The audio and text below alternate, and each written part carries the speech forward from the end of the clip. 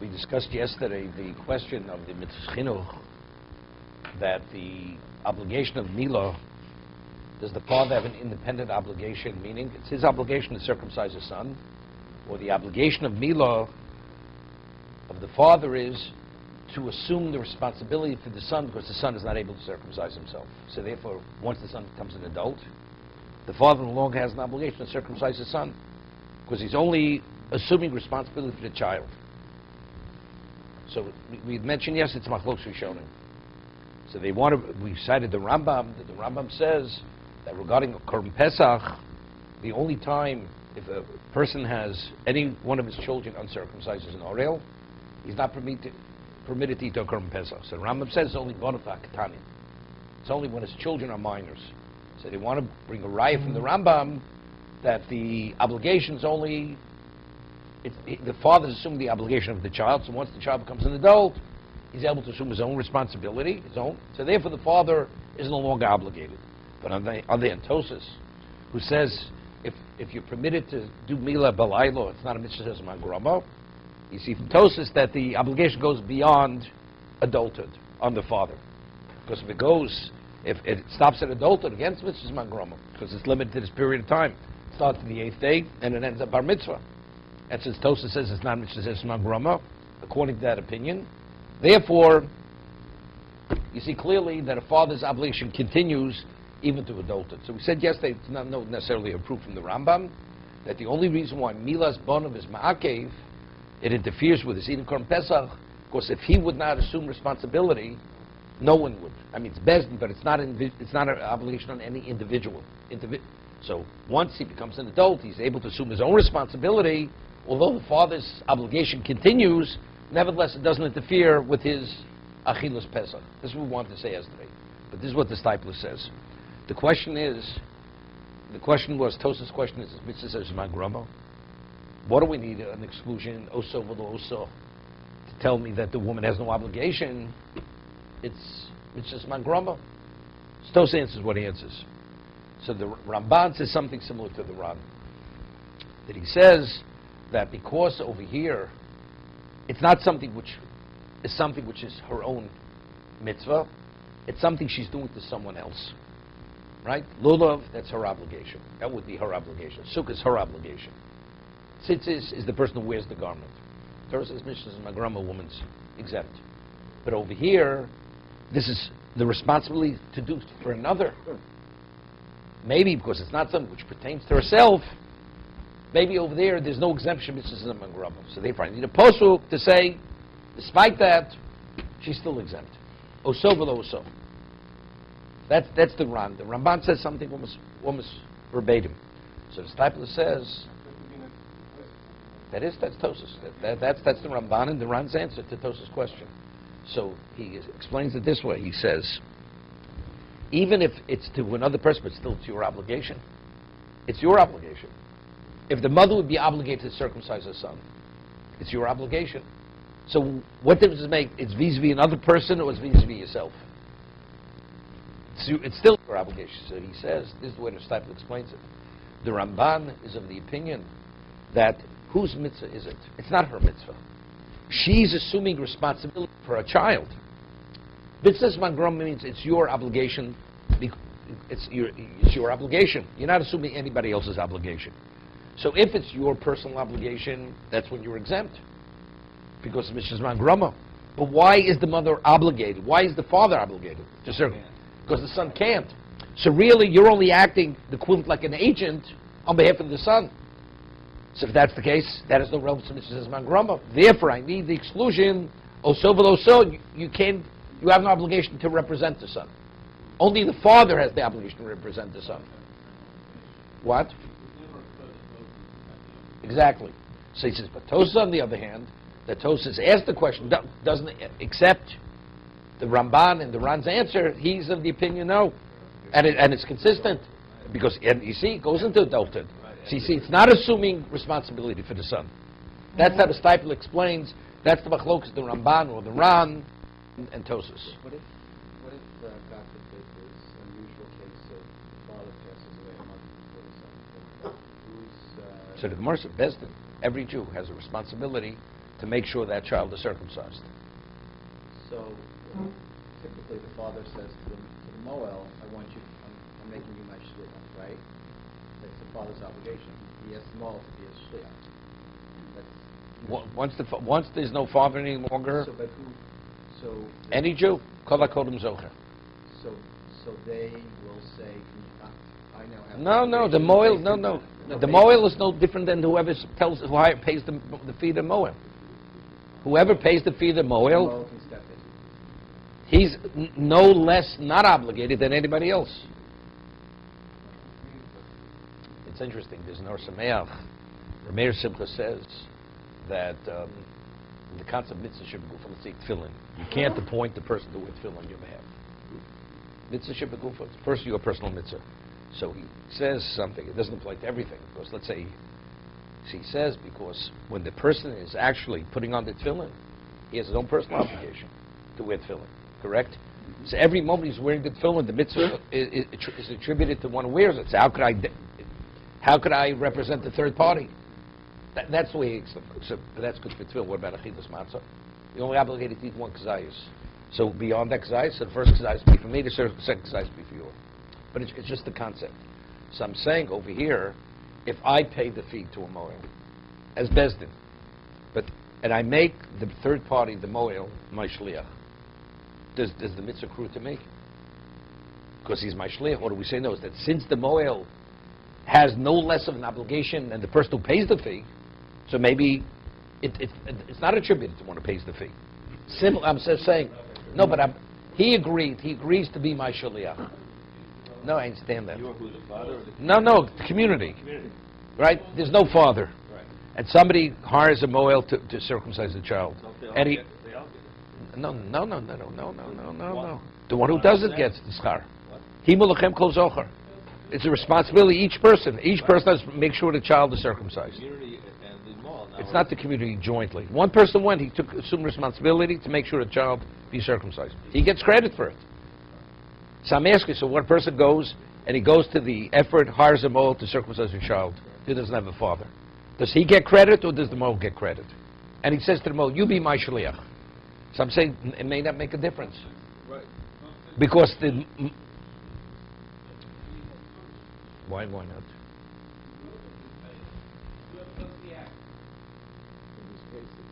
Because he doesn't have the. You know, it's himself. interesting. He doesn't It's have the interesting. freedom. It's interesting. He shouldn't. He's not supposed to. Because he's not going to do it otherwise. Because you don't discuss.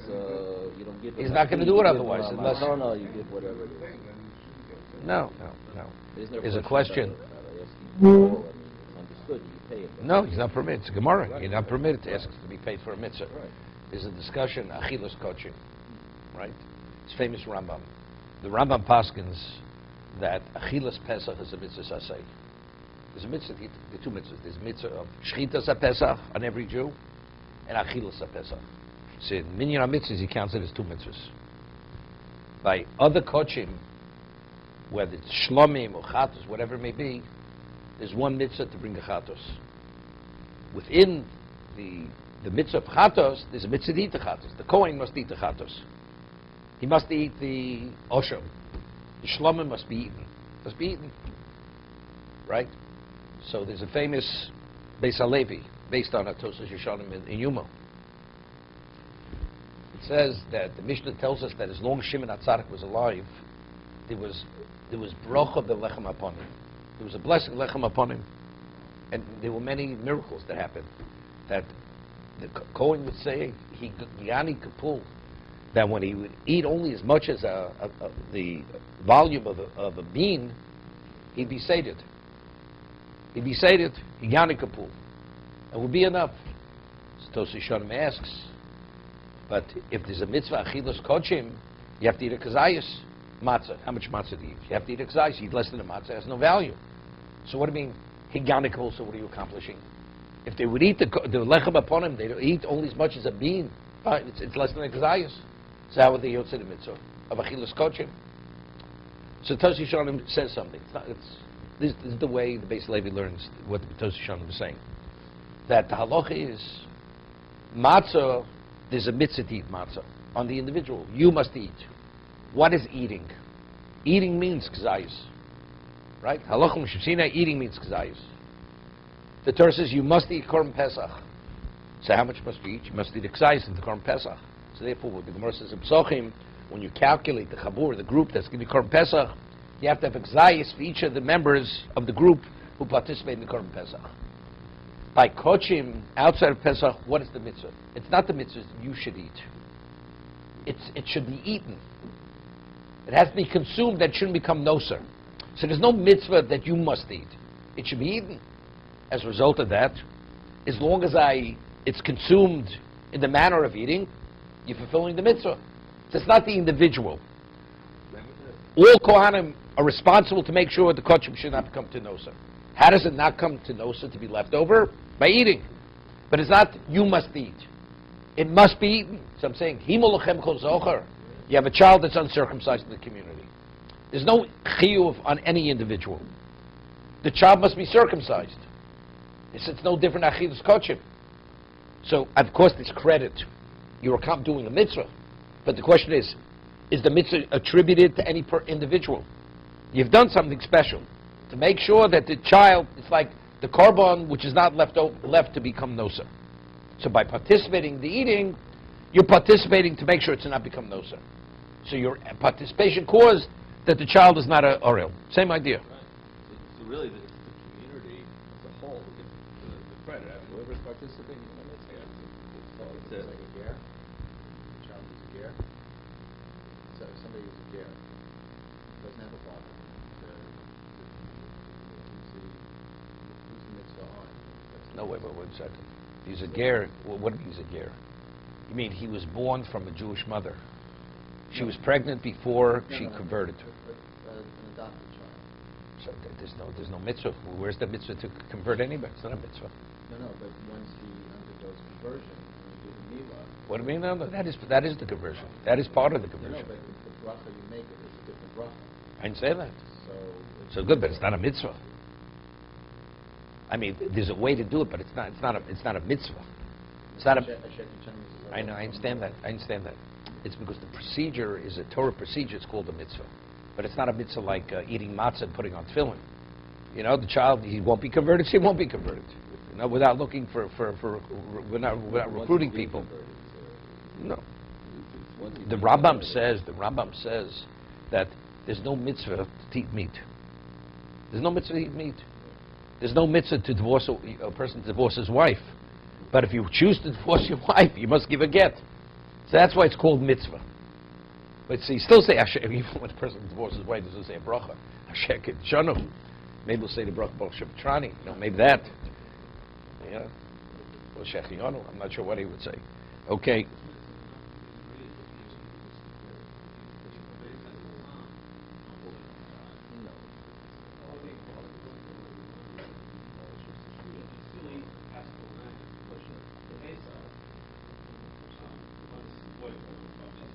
That's what they want to say.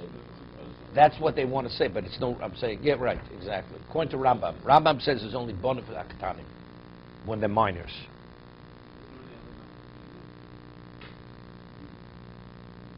Yeah, there is. We discussed Asar Zuvim. That's what the Minchas Chinuch speaks about, right? If he forces the child to be circumcised, he takes the mitzvah away from the child. It's no longer, if it's not his mitzvah, so he's no different than a stranger. Right? So you penalize him. Okay. Let's get back to liftoso. One of the obligations a father has to his son is what? To do pidyon aben liftoso. Minola. T'chsiv kol bechor banecho tivdeh. The firstborn of your children you should redeem. Ve'echad lo parkei avua. If the father did not redeem him, he has to redeem himself when he becomes an adult. D'chsiv podo tivdeh. Okay, podo tivdeh. The Torah's the reiteration of podo tivdeh includes the person.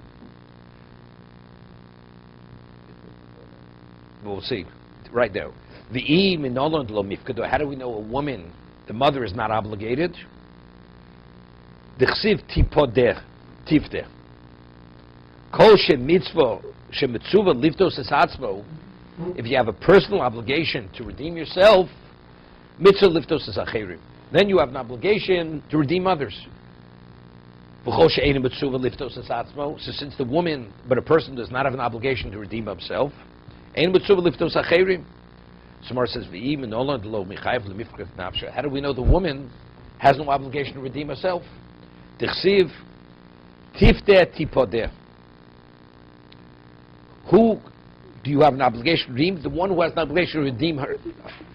Tifdeh tipodeh. Kol she'acher mitzvah lifto. So if someone else is obligated to redeem that person, mitzvah liftos es atzmo. That person has an obligation to redeem himself. But if you have no obligation to redeem yourself, others have no obligation. The person has no obligation to redeem themselves. How do we know that a third party, the father, has no obligation to redeem his daughter?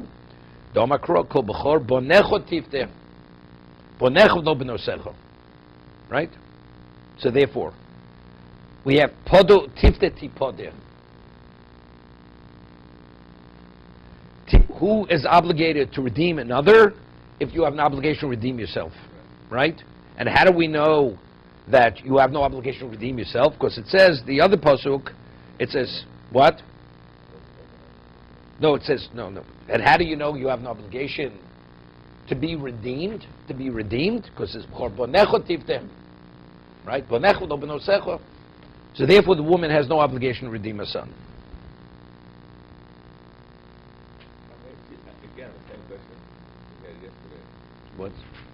So why would you start with the father and then go from there? No. First we have to start, how do we know a father has an obligation? We start with a father. How do we know a father has an obligation to redeem his son? So we have to quote that pasuk. Now we're quoting it in the context that a father does not have an obligation to redeem his daughter. We're citing this pasuk. No, because that's not the discussion. It's not the discussion. How do we know a father has an obligation to redeem his son? No. The original question. This is now we're saying it. And how do we know that a woman is not supposed to be redeemed? There's no base to redeem her. It says bonecho lo benosecho.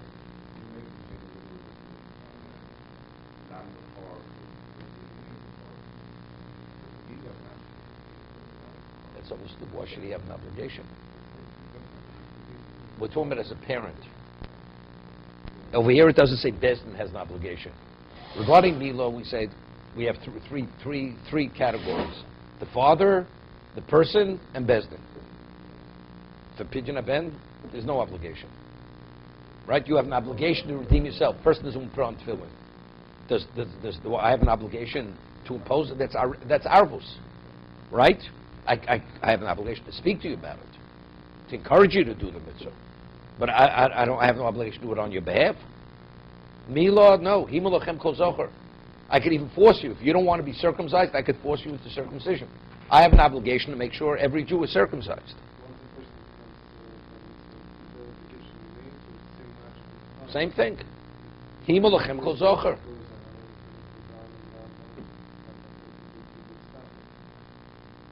No. Then the father would be no different than Bezdin. If you say it would stop at adulthood, right? Then the father's like Bezdin. He's no different than a stranger. It says Himalachim kol zocher. No. Doesn't stop. That continues. It's only the father versus the son. Bezdin continues.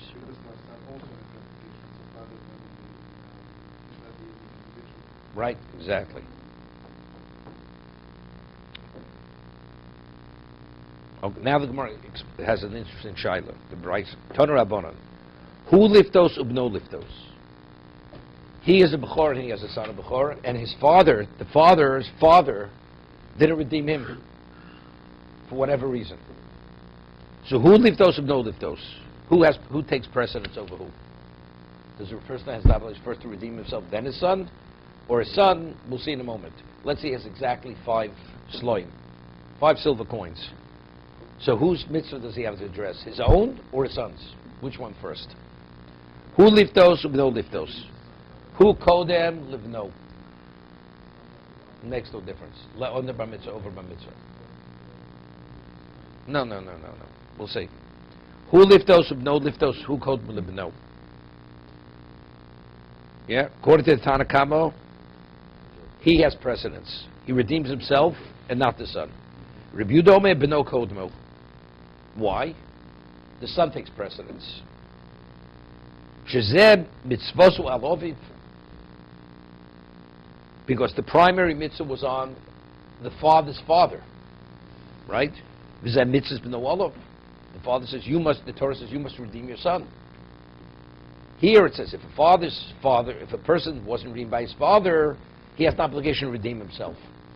So he has an obligation. But the primary responsibility was who? On his father. If his father didn't do it, he has to redeem himself. Correct? So now your son, who's the primary responsibility on? On the father to the son. Mm-hmm. So he says that since it's what his obligation, his father had the obligation, this is your personal responsibility to your son. How about a bris? How would that work? We'll see in a moment. We'll see how the Gemara explains this. A bris will be, because the Gemara is saying now, if he only has 5 sloim, he redeems himself first. Right? Nobody's arguing that case. Because it's mitzvah to gufei. That's his personal mitzvah has to be attended first, regardless. Wait, the Gemara will explain it in a moment. The Gemara doesn't explain this. So if a person has a bris, he has only enough to afford his son or himself. So that we say everybody agrees. That his personal obligation has to be addressed. So he would have himself circumcised first. Right? That's the Gemara we'll say in a moment. So seemingly it means, if you read the Gemara as it reads now, does the son take priority or does he take priority? Omer Reb Yirmiyah, Hakol Modim.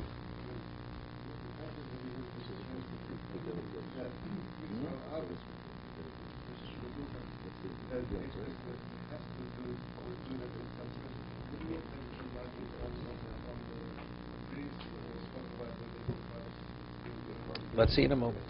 Omer Reb Yirmiyah, Hakol Modim. Both Reb Yehuda and Chamul, they both would concur if you only have 5 sloim. Who kodim lebeno? He takes precedence over his son. Nobody argues that. Right? Even Reb Yehuda agrees to this. Who kodim lebeno? My taimo, mitzvah de gufi adifo. Because his personal mitzvah has greater value, and therefore it has to be addressed first. Wait. No.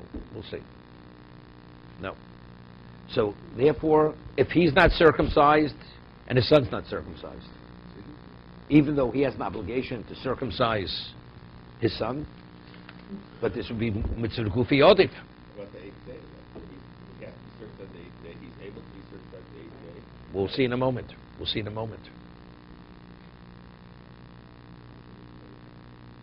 There's a mitzvah to circumcise on the 8th day. I understand? Okay. But it's an aspect of Milo. It's more than mitzvah boliyot chal tach mitzeno. Right? It's more than a hiddur.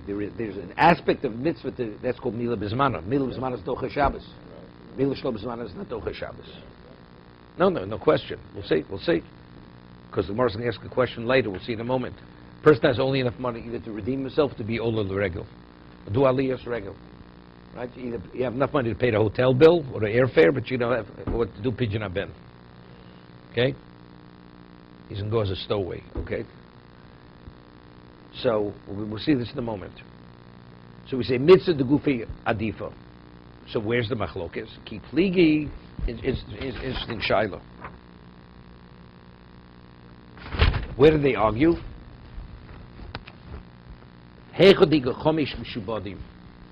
A person when he was born,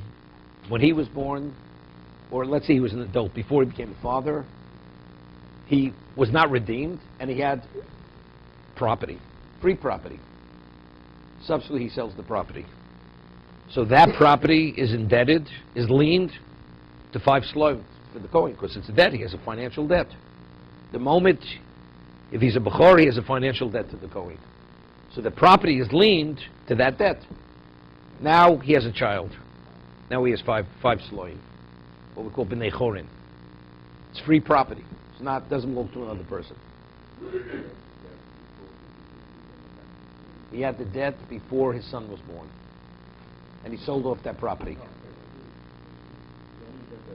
He doesn't own it. He doesn't own. He has to have an asset. You can only lien your asset, but it could be. It doesn't make the father's asset is liened.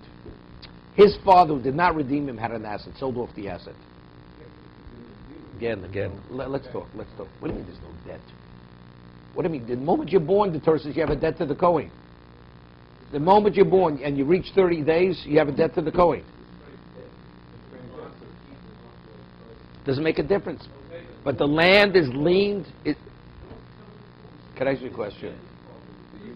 It's liened to what? To Shevet Kuna. So what? No, that's something else. There's nothing. No relevance to that. Still a debt, though. That's something else. There, it's a question. Who said I would give it to you? Who said I would give it to you? Person is mazik matnas kuna. It's mamashay lotovim. There's no one going to say I am the damagee. So you can't come with a claim against me. We're not talking about a claim. Factually, is the property indebted to the debt to Shevet Kuna? The answer is yes. There's a debt here. There's a debt. There's a lien. A coin says, I want to collect the lien. You can tell him you're not the guy. You're not the coin to have another coin. You can push him off. But we're talking about something else over here. We're talking about the creditor. I mean, the purchase of the land. Right? And the only asset there is the land that was sold off. The coin, and the person says, this is my coin. You have a right to choose that. I have a right to choose my coin. The coin goes now to the property, says, I have a claim. He has a right to collect that property for the 5 sloim. So he has b'nei chorin and he has mishubadim. Okay? And the land was already liened before he has the debt of what? Of the son.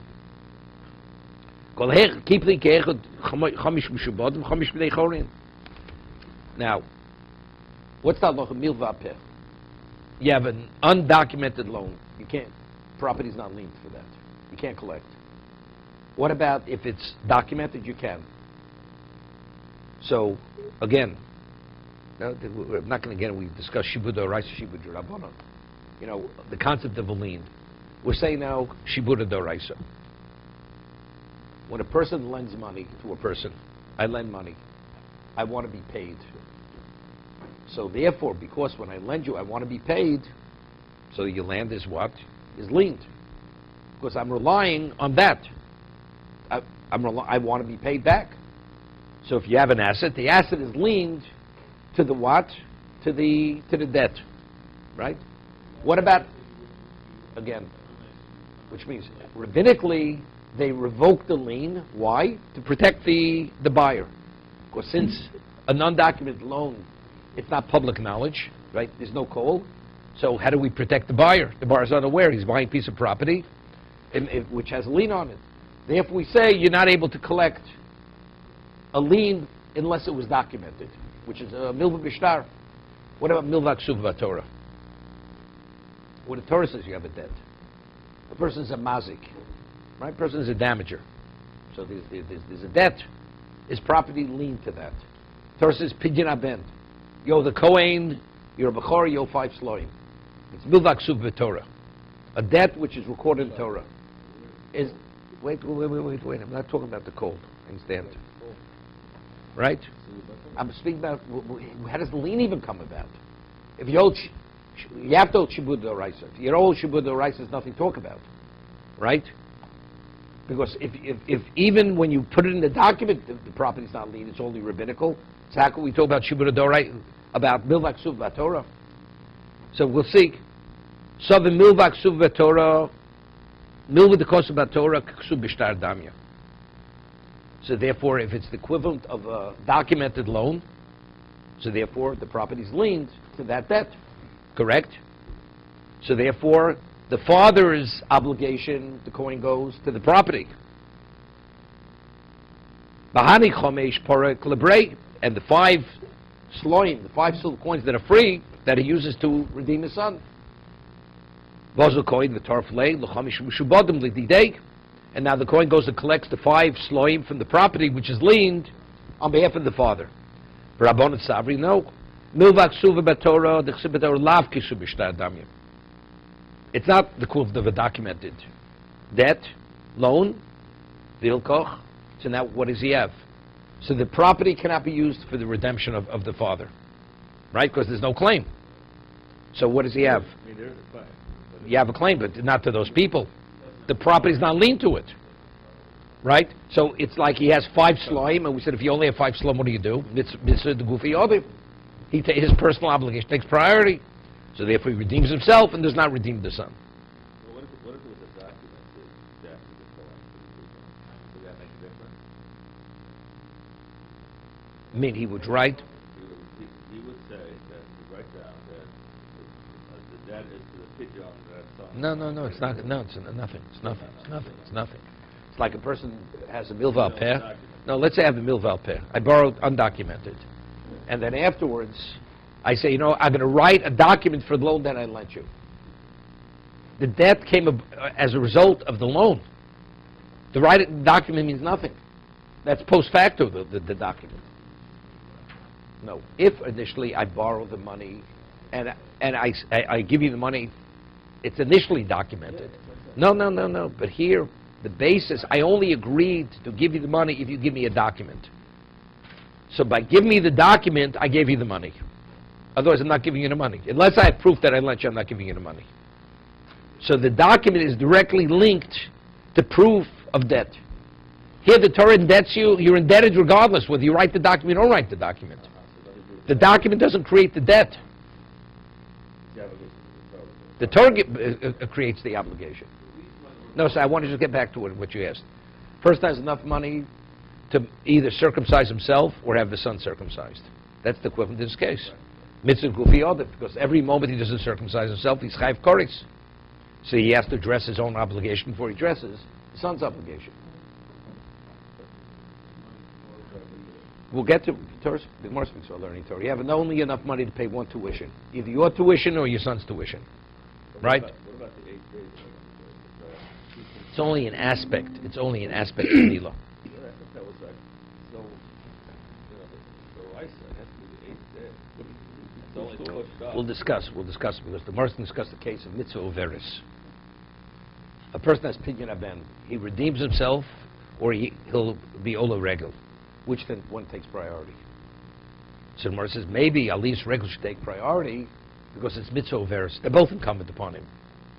He has to redeem himself, and he has to go to Yerushalayim, which takes precedence. So the Gemara's question is why? Because it's mitzvah overis. It's going to pass. But pidyon doesn't. Pidyon doesn't, right? Once Yom Tov is over, over the amount of batal karbano. The time's over. No, so that's what I would say. It's only if you say it's only an aspect of Mila. It's not the mitzvah. It's an aspect, okay, so that you won't do. Here, this is the mitzvah. You're not going to be able to do the mitzvah at all. You have the next year. What? No, every year every regal is a new obligation. It's a new obligation. Right? 3 regalim. Every regal is a new obligation to be all the regal. 8 days compared to the 30 days of the pidyon. That's what you're saying, basically. Because it's only an aspect. It's like a hidur within Mila. It's an aspect of Mila. If that's the case, then most of this whole program happens in place, so we could show the rise of this issue because you know that in the other months that you have to do yourself. Again. We're talking Aliyah's regal versus... Going back, this whole program happens in place, so it's an obligation. But you have an obligation to redeem yourself too. Yeah, but the Torah is telling you to but that, you can do that later. No, but it's the same obligation. It's the exact same obligation. You have an obligation to redeem yourself. You have an obligation to redeem your son. You have an obligation to redeem... Right? Podo tifode. Right? You have an obligation to redeem... So that's our discussion. Mitzvah gufi odif. You have to attend to your personal obligation before your obligation versus somebody else. They're both your obligation. But one pertains to yourself, to your person. The other pertains to someone else. So at the 8th day, after the 8 days, does that son get chorus for every day that he doesn't have a bris? He's a minor. He's a minor. There's no chorus to the child. Because it was the father obligation, he had the opportunity, they didn't do it. Therefore, the son that gets no, there's nothing. There's no liability anyway. Until he becomes an adult. Until he becomes an adult, there's no liability to the child. Right? Okay. No, it's you have a chiv mitzvah saseh. That's it. So if the person dies and never did it, no, it's like a person that didn't say Kriya Shema. That's what happens. So it's good. You violated a mitzvah saseh, b'shei b'al taseh. You didn't do something that you were supposed to do. Okay, we have just about a minute and a half, I think. One second. Tanu Rabbanan, liftos es beno v'lalos regel. He has a personal obligation of aliyas regel, redeeming his son. 1 second. We'll have to wait for tomorrow. Podes atzm es beno v'achachol regel. Yeah, he first he redeems his son, then he's olu regel. If he has enough left, he's olu regel. Rav Yehuda Omer, Ola the regel, v'achach podes beno. No, he has aliyas regel takes precedence over pidyon haben. Shezu mitzvah overes, zu mitzvah shein overes. Because once the mitzvah passes, you can't recoup it, and the other, you could always do the mitzvah. So that's Reb Yehuda, to be continued. Surprising.